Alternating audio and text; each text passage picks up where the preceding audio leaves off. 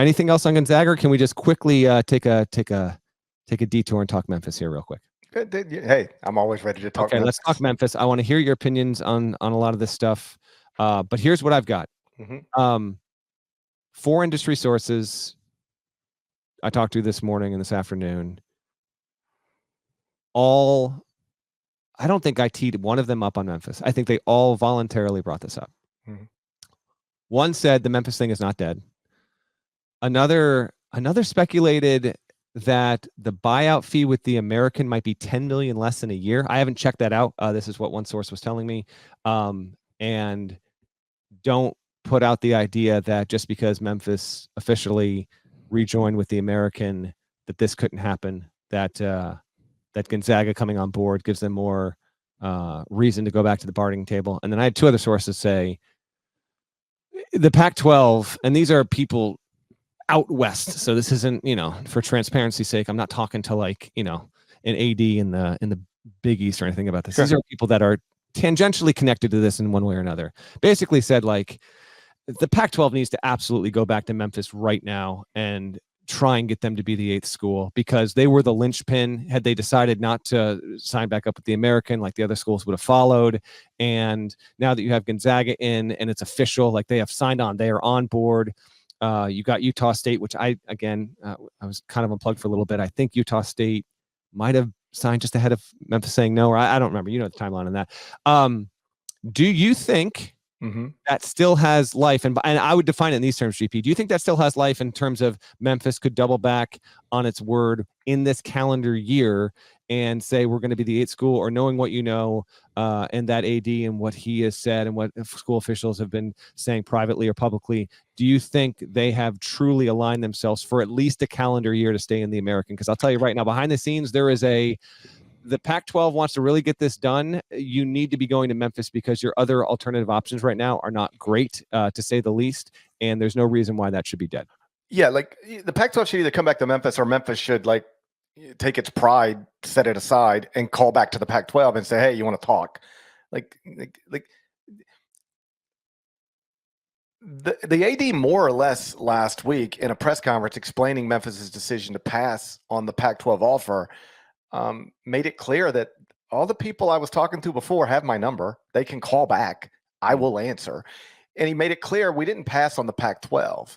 We passed on the offer the Pac-12 gave us. Okay, and so he made that he was. I saw some of it. I didn't see his whole thing. So it was confusing. Like, it was mostly good, but he said stuff like, "We didn't pass." He seemed to bother. People kept saying Memphis passed on the Pac-12. He was like, "We didn't pass on the Pac-12. We passed on the offer the Pac-12 presented us. They said, here's our offer. We need to answer." And we said, "No, thank you. But if they want to call back, we'll listen." And so the obvious question for him was, well, did you counteroffer? And he said no, and seemed to say that the reason is because there wasn't time for that, which made no sense to most people. What do you mean there's not time for that? Watch this. Offer me $2.5 million. Just let's do this in real time. I'm thinking, $2.5 million. What do you think? Make it 20 and we'll there. I'm sorry, I have no time for this. See how quickly I did that? It took seconds. I don't know why it takes.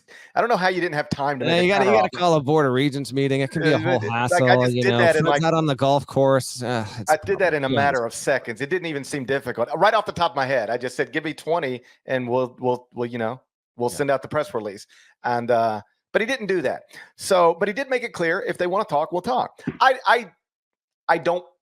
If I had to predict, do I think they're going to be in the Pac-12? Not necessarily at this point. I don't think I'd predict that.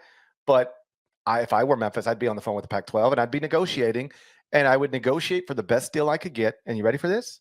And then I would go. I would negotiate for the best deal I could get, and then I would go. Because here's what is going to be Memphis fans' reality in 2 years.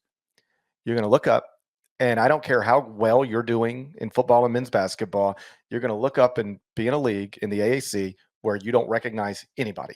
There's not a single other program that has accomplished the things you've accomplished as consistently as you've accomplished them, or even seriously aspires to. You're not going to be able to look at anybody and go, they're like us. This is a good neighbor. You're in a neighborhood and it's deteriorating, and now you don't even recognize your neighbors, and none of them are people you're proud of. All right? That's option A. And while you're sitting in that option A, you're going to watch season ticket sales go down, fundraising go down, NIL commitments go down, because I'm just telling you, boots on the ground here. People are over this. They don't care about this anymore. Like the people who are proponents of Memphis staying in the AAC talk about being a big fish in a little pond. And man, if you're a big fish in a little pond and you just you're running things, then your fan base will get excited, except they won't. Because you ready for this? Memphis football was picked to win the AAC this season. Season opener, less than 27,000 people. Nobody cared.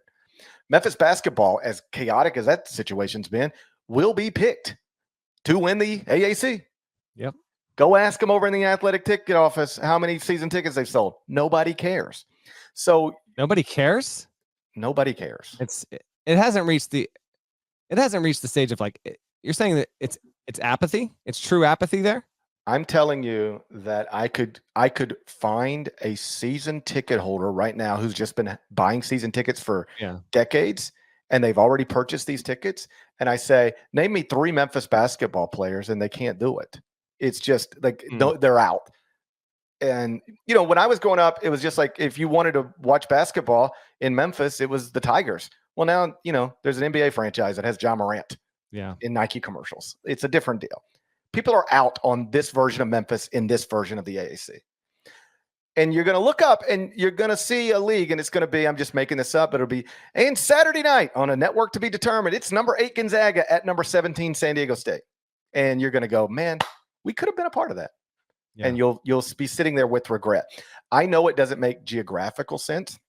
Nothing does these days. Stanford's situation doesn't make geographical sense, but Stanford's still doing it. Right. Cal's situation doesn't make geographical sense, but Cal's still doing it. Geography is not something that it should be considered the most important factors in decision-making right now. And yet Memphis seemed to, on some level, point to geography. And then I said, even before the Memphis athletic director held a press conference to explain the rationale for passing, that I'm confident people over there can show me a spreadsheet and put all the numbers down and say, hey, just once we got to pay this $22.5 million, we are underwater. This is a bad financial deal. The point I tried to make is that it's only a bad financial deal if it's bad relative to what your reality will be if you pass on it. So I understand how you can show me a spreadsheet and it's like, this is just too much money to leave this league. But how much money are you costing yourself staying in this league? How much is it worth in millions of dollars giving your fans something new, if nothing else, something new to believe in, to get excited about, to think about? You could at least look at Gonzaga, San Diego State in basketball and say, hey, they're like us. We've played in multiple national championship games. Gonzaga's played in multiple national championship games. San Diego State was in one 2 years ago. These are pretty good neighbors. You can't do that in the AAC, but you could do that in the Pac-12. Football side, we've played in, some big bowl. We played in the Cotton Bowl. Boise State's been in a Fiesta Bowl.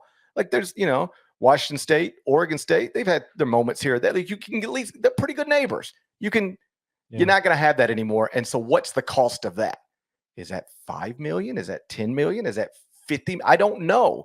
But when you strictly just put all the numbers as you know them right now into a spreadsheet, it's always going to spit out, this is too expensive to move. But how expensive is it going to be to stay? And how beat down are your fans going to be by staying? I think that's the variable you've got to really focus in on. And respectfully, I don't think the decision makers at the University of Memphis have properly grasped just how beat down the fan base is of decades of realignment disappointment. Never once over the past 2 decades, as Memphis has been doing everything it can, including using FedEx to buy sponsorships in leagues. Never once, except the one time when the Big East came and got them, and then 10 months later it blew up and never really happened. Never once has a better league came to Memphis and said, we want you. And this time a better league came to Memphis and said, we want you, and they passed. And I understand how it might make financial sense in a spreadsheet that you're creating today, but that doesn't account for how the fans are going to feel going through this and just being left on the outside again. And I think that Memphis will. I hope that Memphis doesn't look back on this with regret, because ultimately I want what's best for the University of Memphis, even if it means I'm wrong. But my fear is that they're going to look back on this and go, man, it wasn't the Big 12 or the ACC, but it was better than what we had, and it's better than where we're at, and we should have gone. Yeah, what's best for Memphis and best for the Pac-12, in my estimation, is for them to figure out a way to make it happen. If not, shy of that, we wait and see on what the next school will be. They need at least one more school that plays football and comes over in all sports in order to qualify as a conference to be eligible for not just the college football playoff, but every single Division I NCAA tournament championship. So we wait and see on that. But a big day for the Pac-12 and a big day for Gonzaga. Again, this will be official on July 1 of 2026 when the Pac-12 gets reborn.